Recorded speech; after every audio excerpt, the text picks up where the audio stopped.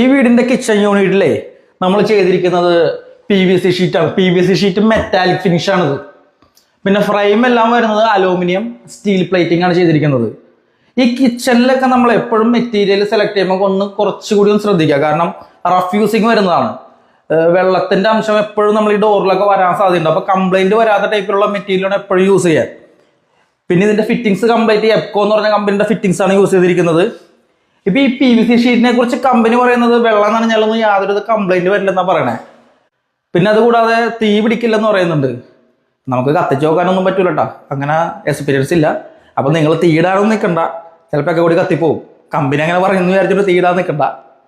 അപ്പൊ ഇങ്ങനെയൊക്കെയാണ് കാര്യങ്ങൾ. പിന്നെ ഇതിനകത്ത് നമ്മൾ 2 ബാസ്ക്കറ്റ് കൊടുത്തിട്ടുണ്ട്. പിന്നെ ഈ കിച്ചണൊക്കെ ചെയ്യുമ്പോഴേ ഈ സ്ലാബ് അടിച്ച് വാർക്കേണ്ട കാര്യമില്ല. കാരണം ഇവരിപ്പോൾ ഈ കിച്ചൺ ഓപ്പൺ ആയിട്ടാണ് ഇട്ടിരുന്നത്. നമ്മളത് ബോക്സ് അടിച്ചിട്ട് അതിൻ്റെ മുകളിൽ ഗ്രാനൈറ്റ് ഇട്ടിട്ടാണ് നമ്മൾ ഈ കിച്ചൺ ചെയ്തിരിക്കുന്നത്. ഈ സിങ്ക് വരെ വരൂ ഈ ഇതൊക്കെ ഒന്ന് കാണട്ടല്ല വരും. കാരണം ഈ സിങ്ക് വരെ നമ്മൾ തന്നെ ഇൻസ്റ്റാൾ ചെയ്തിരിക്കുന്നതാണ്. സിങ്കിന്റെ സ്റ്റിക്കറും പറിച്ചിട്ടില്ല.